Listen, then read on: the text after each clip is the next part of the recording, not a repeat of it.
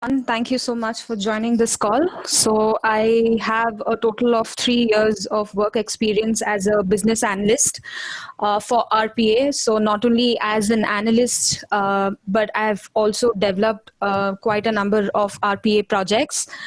So I think we are good to start off the session now. So, in case you have any questions, like Nikhil mentioned, please post them in the chat and we shall try and answer all of them by the end of the session. So, am I audible to everyone? Yes. Okay, great.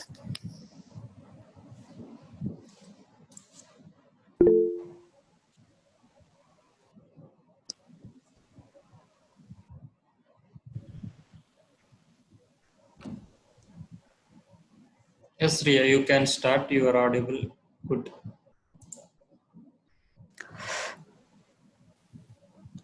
Let me know if you can see my screen.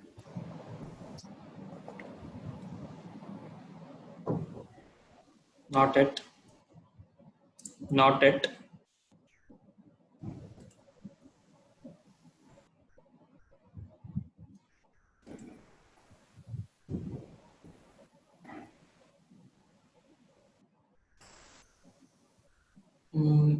I think you should be able to see it now. No. We are not able. Not yet, Ria.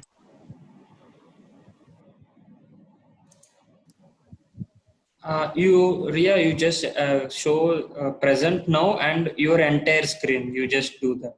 I think you can. Actually, the option's kind of disabled. So, is there some access? What you are getting actually?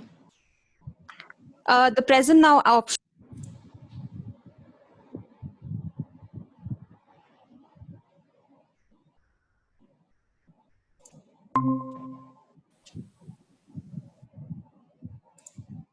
Sorry, Ria. Sorry, Ria, you're talking something. I missed it. Can you check? Actually, the present now option is kind of disabled. Okay. So. Okay. Yeah. 1 second.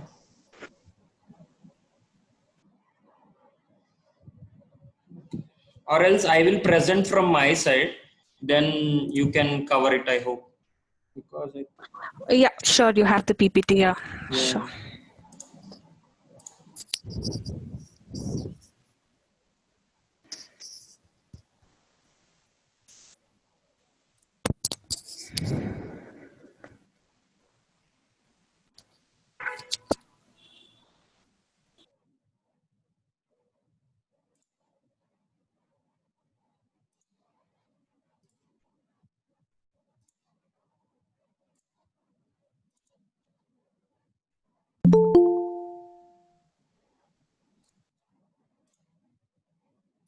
Yes, Ria.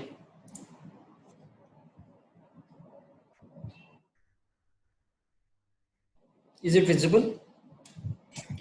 No, Nikhil.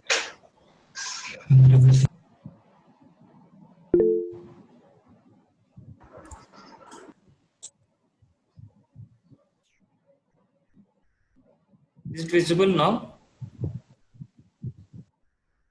No, not. Okay. Not really.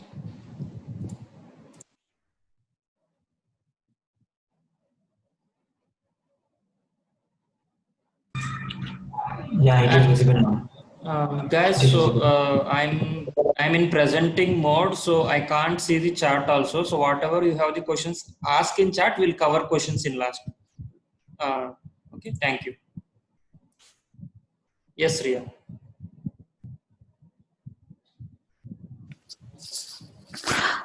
Okay, I hope it is visible now to everyone. So let's quickly start off. So basically, in today's session, we would be covering requirement gathering. So can you just proceed to the next slide, Nikhil? Yeah. So before we actually understand what are the requirements to capture a particular process, it's firstly very important and crucial to understand what are the limitations. What is it that we actually can't do in RPA? So most of the clients that you might encounter, they are not really aware of what can be done and what cannot be done. So it's very important for us as an analyst to put it forward to them as to what exactly can't be done in the limitations part of it. So can you move on to the next slide? Yeah. So the first limitation is that RPA is not a cognitive computing solution. So what does this mean? This means that, like a human being, he learns through experience, and he tries to implement whatever he has learned through experience. So RPA is not a tool that can learn and interpret through experience. So it's not a cognitive, it's not an AI solution. It's not an intelligent automation solution, right? And it cannot read and interpret data from unstructured format. So what do I mean by unstructured? Like printed documents, even printed documents for most of the cases using some other technology, you can, kind of build it with RPA and then present it. But when you have handwritten documents, this can definitely not be a good choice for, an RPA solution. And RPA can only do repetitive tasks. So basically, it can only follow step-by-step instructions, only mimic human actions. It cannot really do anything on its own. But one of the other limitations of RPA is that the initial investment cost is very high. So what I mean to say is that the license costs, the infrastructure costs, all of that is quite high for RPA. So the last one is, if there are repetitive changes in the business process, then the entire process needs to be built from scratch. So it kind of depends on how big or small the change is. But let's say this change is very small and it's not impacting the entire business, then yes, it's not really a limitation. But if there is continuous application updates or something like that, which continuously keeps changing, then in that case, you need to do the entire thing from scratch again, right? So these are some of the basic limitations of RPA, and which you need to keep in mind before assessing any kind of process. So the next part of it is IPA. So you would have heard this term a lot. So what exactly does IPA mean, right, in RPA? Can you just move on to the next slide? So IPA is nothing but initial process assessment. This simply means to determine the automation potential of a particular process. Is this process automatable or not? So this entire process of identifying which is a good fit for automation, that is done in the discovery phase. And usually the entire discovery phase is carried out by the business analyst. He's responsible for the entire identification of the processes, prioritizing of the processes, estimation, PDDs. All of this usually happens in this phase. So this is the first step in assessing the automation potential. You have not even gone ahead and seen the full details of the process. You're just looking at the high level and you're assessing if it can be automatable or not. So that's the first step. Just move on to the next slide. Right. So, So what exactly do you do in, the discovery phase, right? You just need to have a high level or general understanding of the process at hand. So by this, I mean that don't deep dive into the process and try to understand, okay, the application is going to click on some tab or it's going to get some information from a drop down. All these things are not done in IPA. That happens at a much later phase. You need to have a high level of general understanding of what is the process. It starts from A, interacts with system B, and downloads something and gets the output. That's it. That's all you need to know here. And you need to analyze the automation potential of this particular process. Is it automatable? Is it not automatable? Then you determine the complexity of the particular process. So now there are different ways and there are different factors to keep in mind while assessing the complexity of a particular process. then you need to understand like in which phase you are. So depending on the phase, you need to check if it is you're actually doing a full-fledged automation or it is just a pilot or a POC that you're doing for the clients. Because what happens is that most of the times they are not sure if this automation solution is it something that they really want? Is it going to work? They don't understand the scalability. They don't understand how the infrastructure is going to be built and a lot of these components. So first they want to understand the basic, like when I say POC, it's nothing but proof of concept. So they want to know that for a simple process, this automation solution, whatever I'm going to build is going to work. So that's something you can ask, or usually it is done. Like we provide POCs. Can you just move back to the previous slide? Right. And also, one of the most fundamental questions that you have to figure out in the IPA part of it is benefits or value of automation. So when I say benefits or value of automation, what are you trying to achieve by implementing this automation solution? What is the outcome that the business is expecting? Is it cost benefit? What is the value? What is the FT benefit? What are they trying to achieve? So that is the first part in IPA. So can you just move on to the next slide? Right. Now, how do you choose a good RPA use case? Like some of the processes that you would see, it exactly fits into the RPA bucket. So what are those kind of processes, right? So high volume transactions and activities. So you have use cases where there's like 5,000 rows or 10,000 rows to be processed, right? And for person to literally sit and do it manually, it can be quite a tedious task. So this high volume transactions can be easily done by RPA, and it takes far lesser time as compared to a human being doing it. So that is a good use case for RPA. Then if you have to interact with multiple systems, so what I mean by that is like you fetch data from system A, do some manipulations, maybe Excel manipulations or whatever kind of manipulations you want to do, paste it in system B, and then download something from system B, read that, like paste that data somewhere else. So you're interacting with multiple systems. Even these kind of processes can be easily done by, the RPA solution. Then it is workflow enabled. So what does workflow enabled means? That means it's repetitive. It's a rule-based thing. So you can clearly define the business rules like A, B, C. This is what the entire automation solution is going to do. It's not going to have any deviations from what is defined already. So it should be workflow enabled. Then if it involves searching, collating, or updating of information. So like I mentioned earlier, so if it's like you need to copy data from something and you need to paste it somewhere else, you need to, sort or filter data based on some matching criteria. So all these kind of things are very easily done in RPA. And yeah, so these are basically a few points that will make a particular process a good fit for RPA. So this is how you overall choose. But yeah, definitely you need to keep something in mind that it could deviate from these points. You need to probably integrate something else and then deliver a solution. But this is like the most basic thing of how do you identify a good RPA use case. Can we move on to the next slide? Right. So how do you, like I mentioned earlier, so how do you actually assess the complexity of a process, right?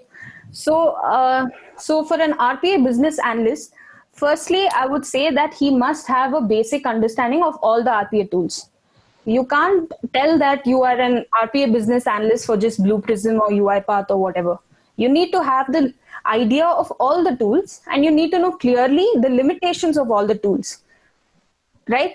So based on that, so what type of automation are we going to do? Is it going to be a simple web-based automation, or is it going to be an image automation? So that if it's going to be an image automation, then obviously timelines will change, complexity will also increase. But if it's a simple copy paste, normal web based or like a desktop based, then the complexity is different. So that's one of the criteria. Now, input data. So when I say input data, so you can get input. So input data can be structured and unstructured data. So even there is methods to tackle unstructured data as well. So now let's just look only at the structured data. So structured data, does it have multiple input sources? Like, do you get data even from emails or from a shared drive or from SharePoint? Do we have to access all of this at the same time? So that means the complexity is more, because at the same time you're asking the bot to do ABC, fetch data from ABC. So the complexity increases, right? Volumes. This becomes the very, very, very, I would say, most important one. What are the volumes?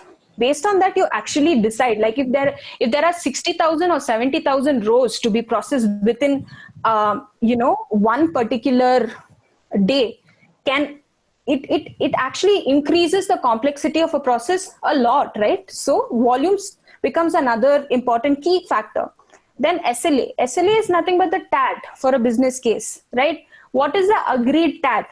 So there are very time sensitive processes that, probably the business user or the process owner wants it to be done in 1 hour. So then again, you need to design the process in such a way that all these tasks will be completed within one hour. Then you need to assess what is the length of the process. If the length of the process is so huge, can it, practically be completed in 1 hour? So all these things you need to think. And then reporting. So when I say reporting, what I mean is your output of your business process. So do they want emails? Do they want, for each business case, do they want, output to be sent, or they want collated data? So depending on all these different factors for reporting as to how the process owner wants the output, so your complexity will increase. And again, you would have encountered this topic, business exception handling, quite a lot. So what is this business exception handling? So we know that there are process exceptions and business exceptions, but what if there are so many business exceptions and each business exception has to be dealt in a very different manner? A lot of steps are involved whenever there is an exception. So all these things usually tend to increase the complexity of the process. So these are some of the basic things, but yeah, of course, there are many more points that you'll have to keep in mind while assessing the complexity of a process. Can we just move on to the next slide? Right. So process map. Process map is like a blueprint to your automation solution. So it's nothing but a visual representation of the process. That's as simple as it gets. So your first step, like you have done your IPA, you have assessed that, okay, this particular process is automatable. So what do you do next? Your next step is actually your process map, building your process maps, right? So each and every step must be clearly defined in the process map. Source of inputs, business exceptions, and system the bot interacts. Every detail must be clearly captured. Now, again, in process maps, you create two types of process maps. But again, that depends from company to company and client to client. But usually in industry standards, we create two. That is as-is process maps and to-be process maps. And along with that, PDD. These are some of the things that is usually prepared by the business analyst during the IPA phase. Finally, after all of that, you give the estimation based on all these criteria that you've assessed and give the proposal. So these are general steps that you have to keep in mind. So also one more very important point about process maps is that please ensure that you do not miss out any single detail, because if you deviate from what the client wants as the outcome to what you are interpreting could be the thing, then it causes a lot of problems towards the end. By the time the client is going to, be in the SIT or the UAT phase where they're actually seeing how the system's interacting, how it is working, and if they don't see that this is the desired outcome, then whatever you have done from scratch is going to be scrapped. So this is like the most important part while you capture and map the process. So can we go on to the next stage? Right. So that's something about the IPA or the discovery phase. So requirement gathering. So what exactly is requirement gathering? It's simple. Just understand what the business wants to do. What is the outcome that they're trying to achieve by automating the solution? It's as simple as that. So you need to have click level details, complete click level details of their entire process. So sometimes when you go for, capture and map or requirement gathering, what happens is they directly start off without even entering their username and password. You'll see them most of the time, they'll directly just start off, jump into a system, go to some tab and, start going on with the process. That is because it's a mundane task for them. They keep doing it day in and day out. But for you, it's a new thing. So you need to be in a position to redirect them for them to start from the beginning. Because you don't know what kind of an application it is. Is it inside Citrix, outside Citrix? Is it a web-based? So all these are some of the basic questions that you should keep in mind. Because the end user definitely doesn't know what an automation is. So then pay very close attention to details. And every small details must be captured. And ask a lot of questions. If you don't understand something, please ask, because you're not expected to understand as well. The process is entirely new. You don't know, it could be a finance related or a supply chain or different kind of processes, payroll. So you're not expected to understand all the processes. If you don't understand why something is happening, please ask them. Then you just need to capture and map. And once the entire capture and map phase is done, where, it goes through several iterations. It's not usually ready, like, okay, you go to the client, you just listen to what they want, and then you map and then send for sign-off. Doesn't work like that. So it goes through several iterations. Once it's clearly articulated to the client and they understand what they're getting into, the maps are usually signed off and an approval is given. And then we proceed to the next. Can we just move on to the next slide? Right. This might seem like quite a silly topic in this slide, but it probably ranks the first amongst all the slides, because without this, for a business analyst, there is no process map, there is absolutely nothing. So this is the first thing that you need to understand when you get into any sort of business analyst roles, not just, RPA. In general, this is very important.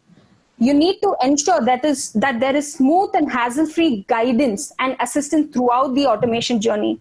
It's literally like hand-holding a child and walking them through until the end. It's going to be a journey like that, because you don't expect the client to be aware of what it can do, what it can't do, is it working fine. So you need to assist them all throughout, and during the development, testing, and also hypercare, the change request that comes in. So you need to literally handhold them. And most often the developer wants to convey something and the client is understanding something else. So it's your job as a business analyst to bridge that gap between the two. So he might be talking something really technical, which could be true, but the business is not understanding that. He will not understand what a queue is. He'll not understand what is credentials. Nothing he'll understand. So you need to bridge that gap so that there is ease of communication, and understand that requirements are understood clearly and they're met also. Then ensure all the requirements are correctly captured and there is on-time delivery of projects. This is, again, like if none of this is met, actually, there is high chances that your project itself might get sacked. Because if you're just unnecessarily delaying the process because of some wrong information captured, or you didn't understand or interpret something correctly, so everything gets delayed and the cost impacts. So there is a lot of problems in the end. So this is a very important part in for an RPA business analyst. Can we move on to the next? Yeah. So pre-sales. So it happens in most of the cases, I think, like you're part of the pre-sales team as well as you work as an RPA business analyst. So what you do here in pre-sales is that you need to understand the fundamental thing is you've not yet got the client.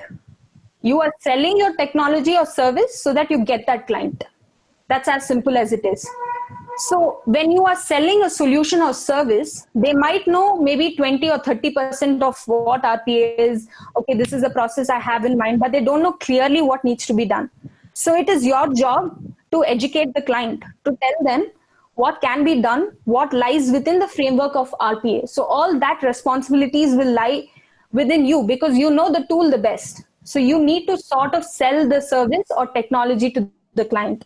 So you'll probably, sometimes you are involved in the pre-sales bit as well.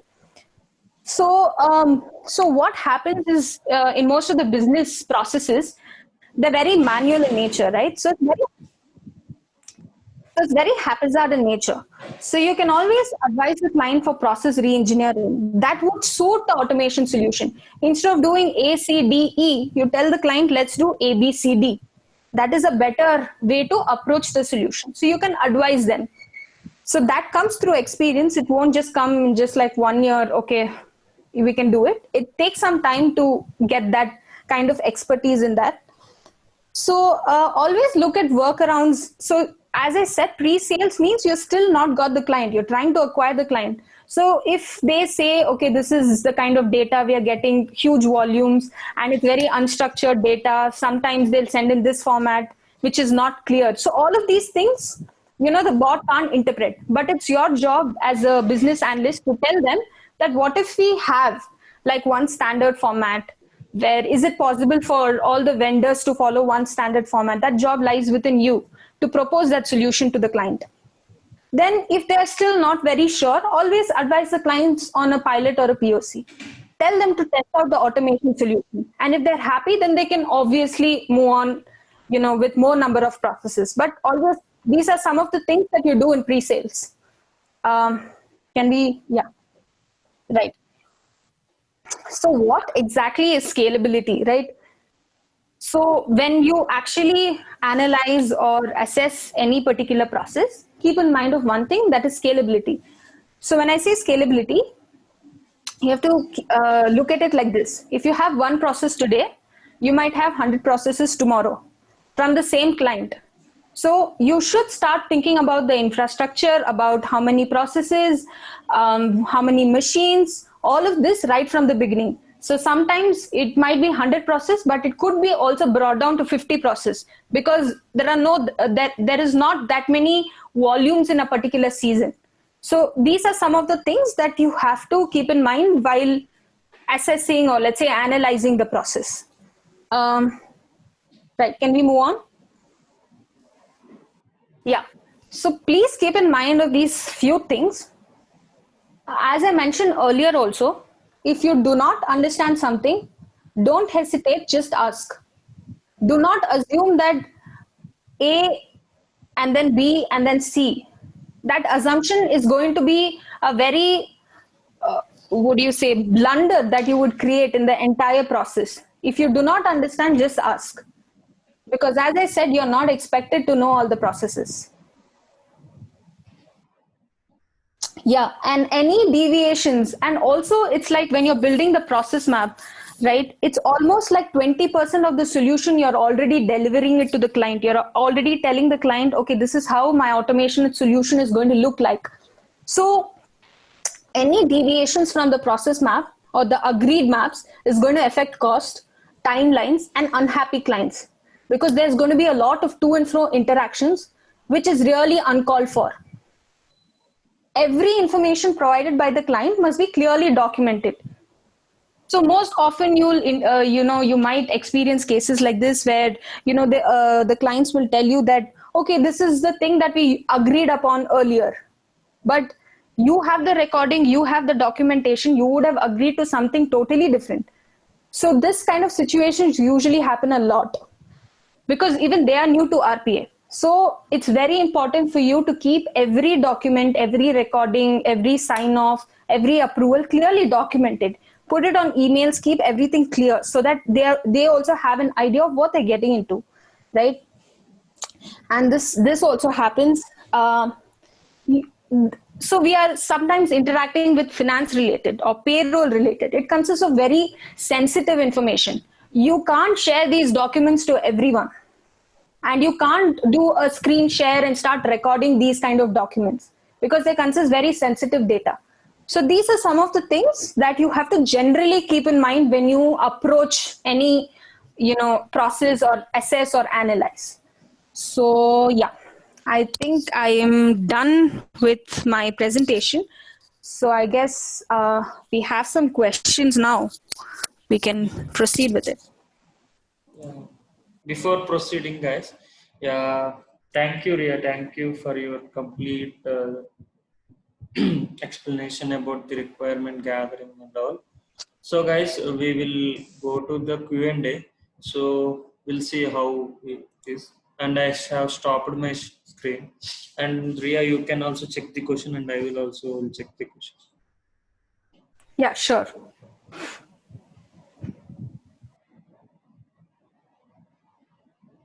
Sonu Pandey, as is means what is currently the user is doing to be is not you are asking or you are asking?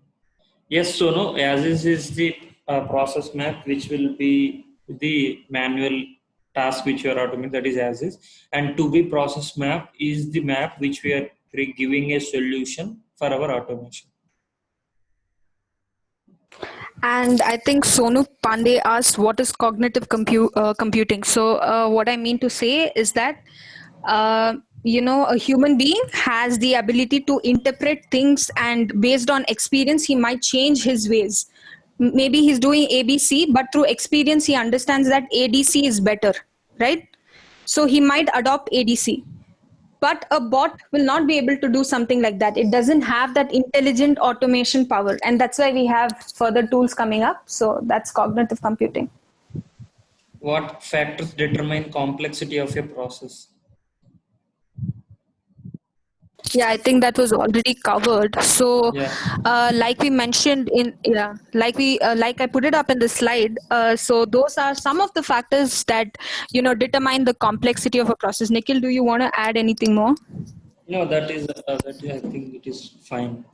It is cool. Yeah. So those are the general factors that determine the complexity of a process. And can we know about POC?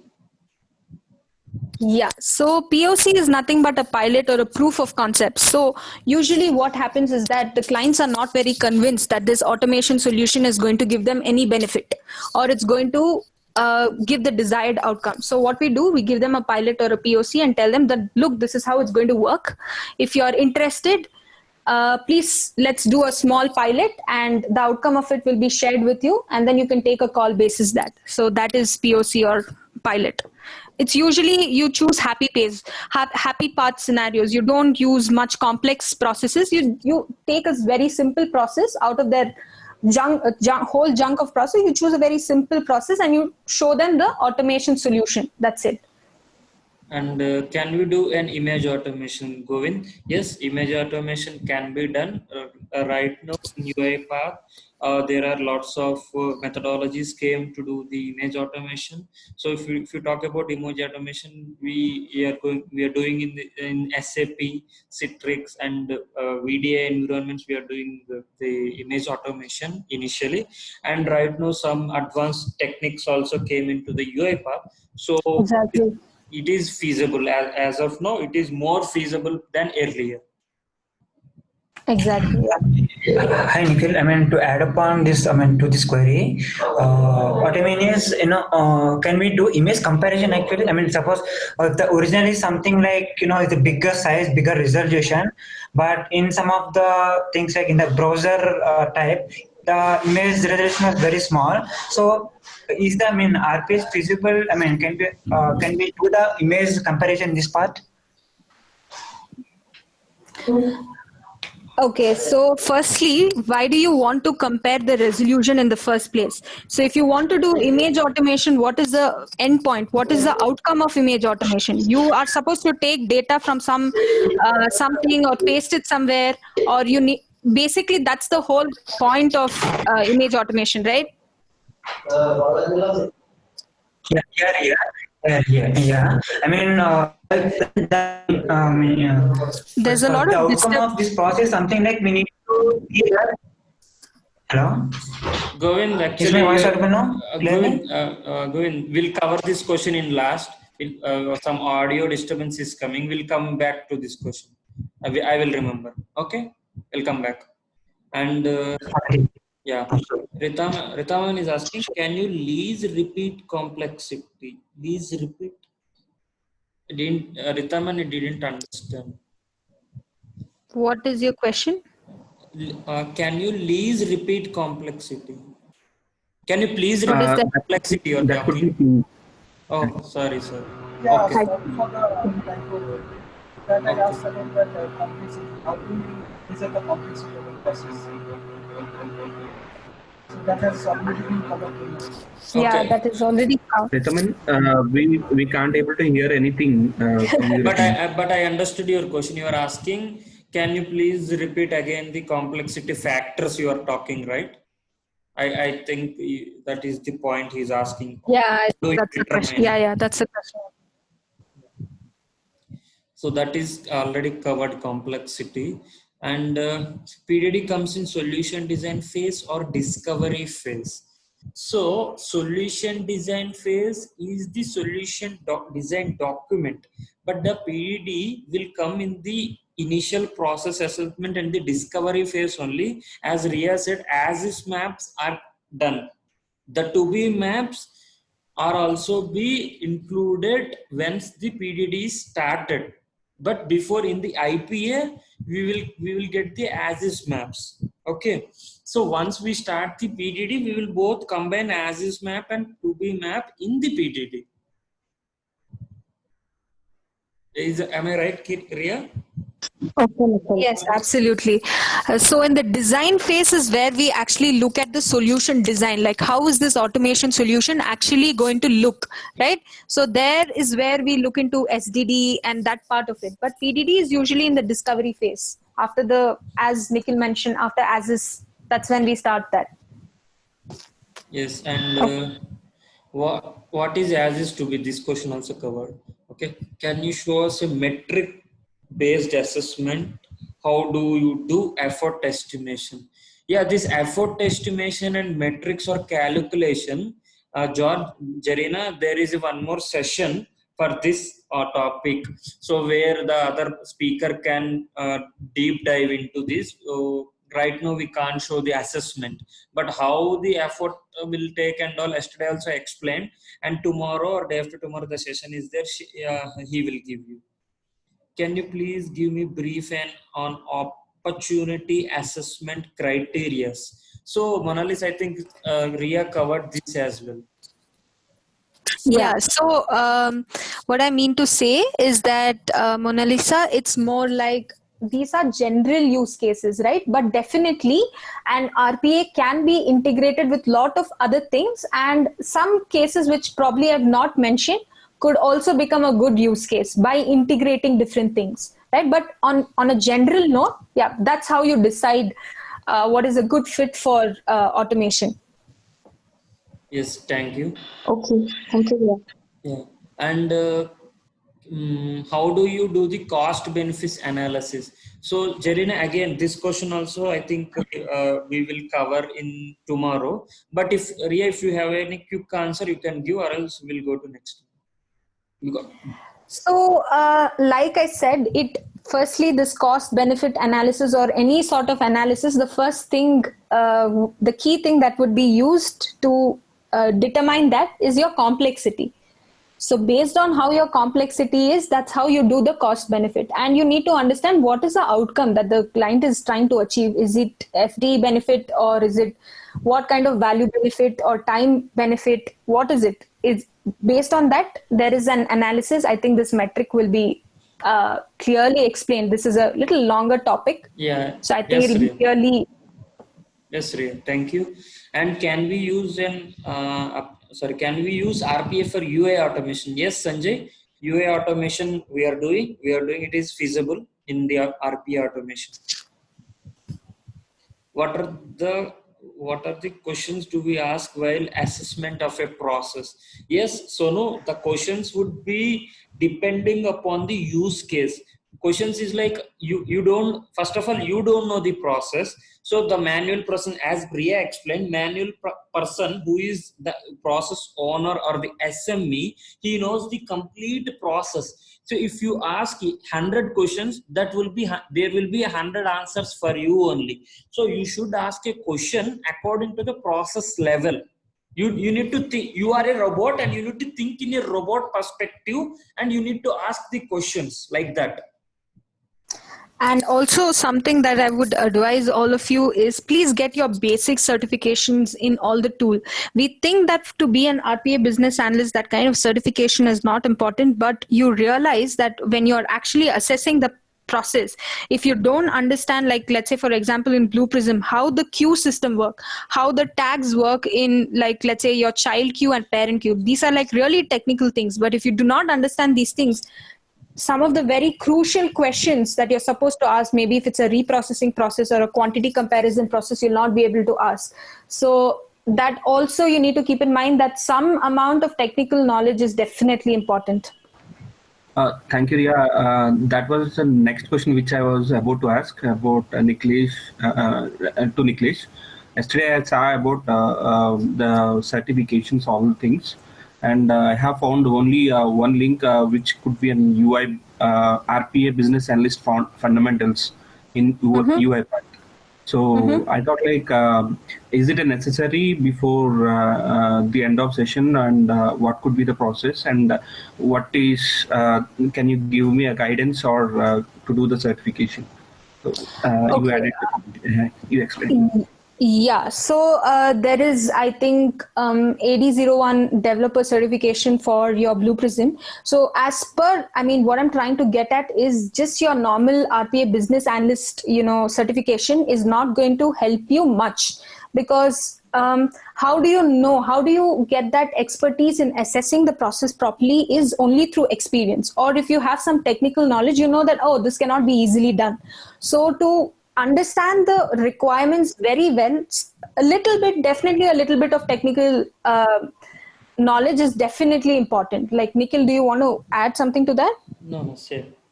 It is clear. Yeah. So, yeah. And there is AD01 certification for Blue Prism. I think UiPath, probably you can do the foundation. If you're too interested, you can do the advanced certification. I think even Automation Anywhere has something similar. But at least two tools, try to get a certification, try to work few things out. I think especially in UiPath, they're offering a lot of like this community edition. I think that's free of cost probably. So you can just download it, learn things on your own, and get some knowledge out of it. But the more and more you do, you get better at it. So that's how this thing works. Because when I started off, I didn't have the idea of so many processes, but 3 years down the line, I know the different kinds of processes. Through experience, you will become a better judge at assessing the processes. Okay, yeah, thank you. And on the basis of the client requirement, which document is created in the requirement gathering stage? Yeah, so like I mentioned earlier as well, so you create, basically the first step is to create a map. So you have to create the ASIS map, then you create PDD, and then you create 2B maps. So these are some of the things that's usually done in the requirement gathering phase. Yes, good. Okay, Sonu, can we have a sample PDD? Yes, sample PDD with the standardized template I will share after the PDD session. PDD session is not done. So once we completed the PDD session, we will share you the sample standard template of UiPath or Automation Anywhere. I will collect and I will send you. Is there any chance to change PDD after the sign off? Yeah, basically, Malareddy, we will take the sign off, okay? But yesterday, as I explained you, the changing of the PDD will comes in the change request. Once the sign off is done, it's literally, it is a sign off, completely a sign off. So if the client is adding any new requirement or new step or anything, that will comes under the change request, and we will follow the change request steps which I explained you yesterday. Then that PDD can be added, these new steps, and again these new steps also we need to take a sign off. Yeah, so another thing that I'd like to add to that is that it also depends on how big the change is, right? So if the change is such that it impacts the entire design of your project, so then you need to assess like where have you actually gone wrong in the requirement phase. So it depends on how big or how small the change. So as Nikhil said, the small changes can be easily done in the change request format. But if it is a big change impacting the entire design, so then it becomes a problem. Thank you. Mm, uh, Generic questions. I didn't understand your question, Sonu. Can you please suggest the tool certifications? What's tool typically? Yes, Altaf, just now Ria said from UiPath, learn the basic UiPath foundation and Group Prism. She said, and Automation Anywhere also there is a basic foundation level. So these are the major tools. First to go through UiPath, next to UI Automation Anywhere, then BP. Cover first of all cover this one. If you understand this all, then you can go for next tool, but these are the major tools running in our market. Yeah, Nikhil, shall I add one point here? Yeah, I'm yeah, Krishna yes, here. yes, Yeah. yes. So now I think everybody is attending this session to become a business analyst. So I would like to add my recent experience with HCL interview. That is they're expecting too much of technical as well. Why? Because if you want to be analyzing the process or just giving a high level assessment also, you need to be you need to understand the technicalities of the tool, either it is Blue Prism, either it is UiPath, either it is Automation Anywhere. So they went. I got a question like this: that if you can't understand the technical aspects and the new updates of a tool, how can you give a high-level assessment? So the thing is, as a business analyst, I have 4+ years of experience as a business analyst. So I'm adding this point. As a business analyst, we need to be aware all the technical aspects of the tool in a high level, and at the same point you need to understand the latest updates, latest the AI capabilities, machine learning capabilities, what are the happenings in every tool. We need to be aware of that so that we can give a right solution for a right process. So yeah, that is you need to Thank be you, careful. Krishna. Yeah, thank you. Yeah, it's a very valid point. Thank you, Krishna. So as Ria mentioned, and I also mentioned, so whatever, see, initially there is no image automations or something, but right now we are having a chatbot, a fabric, so many things are there. You don't need to go in deep dive into the technical coding and all, but at least you should understand the concept of that, how to do and why it is True. doing. Yeah, and we have test suite Yeah, exactly. automation, test Office 360, service now it is there, mainframe we can automate, service now we can automate, SAP we can automate, Oracle we can automate. So all these things you need to know. And can you give the detail about which certification to take and how to prepare? Jerin, as that we covered, I guess. Okay. Tool comparisons in market, where which one to use. So no, yesterday I have answered this, but Ria, can you please look into this question in a quick tool comparison? How do you compare a tool if the client is asking you to compare? Okay, so this question, right? There are a lot of different factors. So first of all, you need to see what is the cost that the client is willing to spend. What is the most, if it is like a banking client, then what is it like related to security? So there are a lot of different tools, but if you belong to some company and if you're probably a gold partner or some diamond partner of some particular tool, then you usually end up suggesting that tool. So if you have like partnerships with these big top 3 RPA tools, it usually happens like that. But yeah, you need to assess the cost, how much the client is willing, the security, all of these factors play an important role in assessing which tool is the most better fit for the client. Yes, good, very good. Thank you. And guys, I think all questions we have covered. Let me go to the interesting topic, interesting line. So, as I said, every session we will ask one question and we will announce one winner. So, I think, are you guys ready? So, I'm going with the question. and answer, again I'm telling, answer will be decided by only judges, and there is only one answer. So I'm typing the question, and the sorry, somebody is talking something. Go ahead, Nikhil. Just Okay, post the sorry. question. Sorry, yeah. And the answer should be only in chat window, guys. And first come, first serve. I will pick the winner. Okay. I'm typing. Just give me one moment.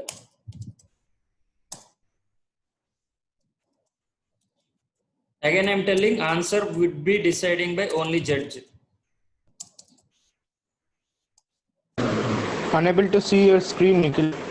No need to see my screen. Just typing. I'm just typing in chat window.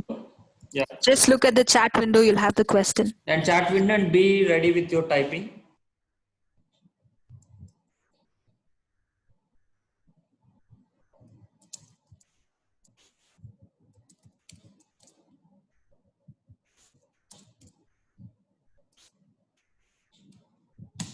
Yes, guys, it's the question. Question is, what is the next step after the initial process assessment? The time starts now.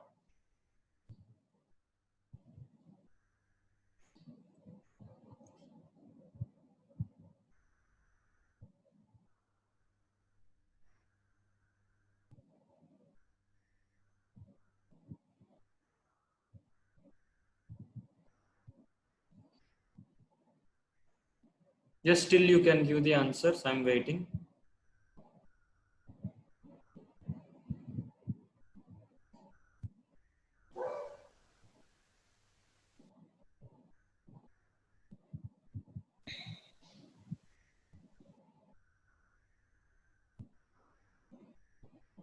Done with the answers, or we'll wait for last 10 seconds, because I didn't get a proper answer. Still,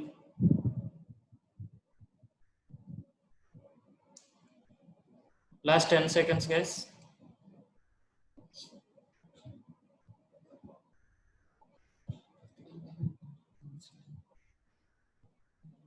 I think one person has answered. Yeah, I'm checking that.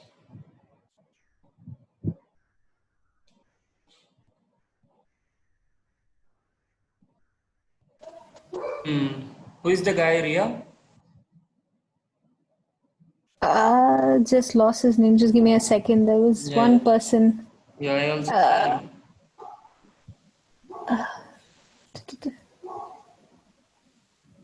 I kind of lost his name amongst all of the other names. There was just one guy who answered it right.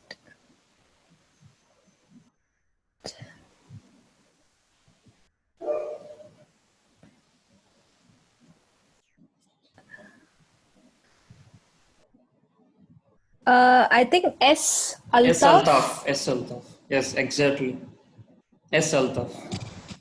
So S. Altaf is the correct one. So the answer is, first we need to do the analysis and then PDD, but he spelled the PDD and analysis. That is fine.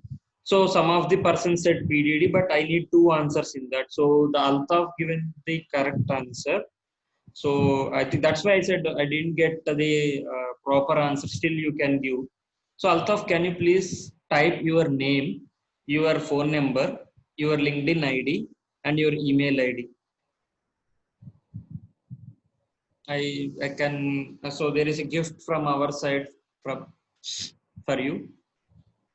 And guys, before leaving, I would like to request you. See, I will share the this one. I will share the Excel data with all your people names and all. So what I would like to have, see here right now you are meeting 50 different people, right? So these are already some business analysts, or these are some RPA developers, or these are some already some into IT market. Okay, I would like to request 50 people are there. Each person give a recommendation to other person in LinkedIn. So it would help the people to identify, and you are doing something and you are learning something and you get some people here, right? So I would like to request you all guys, I will share the sheet with you, the candidates names and all, and go to their LinkedIn page and update the recommendation, give a recommendation to other person. It helps, definitely it will help to you and it helps to other people. That is one part. And one more thing, so after each session I am posting and post in LinkedIn, so check my check my post after each session, and like I would like to each member to give the feedback over there, like comment or something like that, give that. So this is my LinkedIn ID, so I would post, because what it will helps, for the speaker or for the audience. So once you are having getting a good information or good feedback, it will help the speaker to give more content or more inspiration for the next session. So I would like to request you to do this. Okay. Altaf, yeah, I got okay, your LinkedIn ID is also there.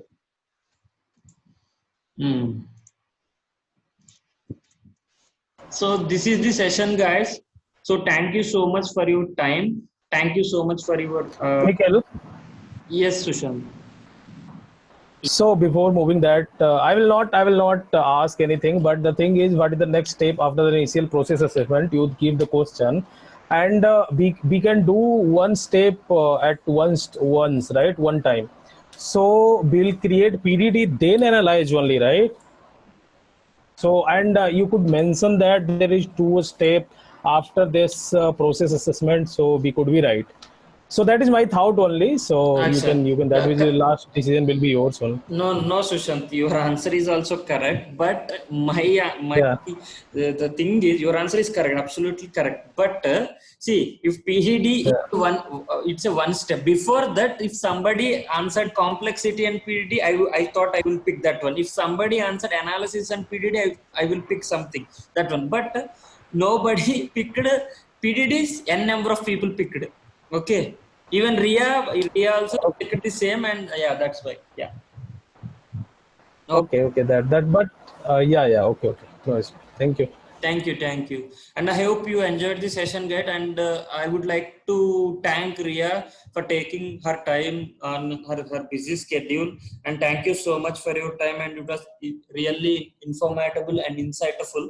So, guys, I would request after the session today or tomorrow, go to my page and check the post and comment over the post as a feedback, how it is and all.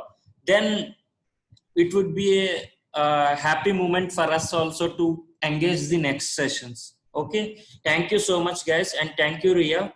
Ria, are you there? Yeah, so thank you all of you all for joining, and I hope I was able to help in a small way. Thank you. Thank you so much, Ria. Thank you, guys. We'll meet in next session tomorrow. Thank you. Thank you.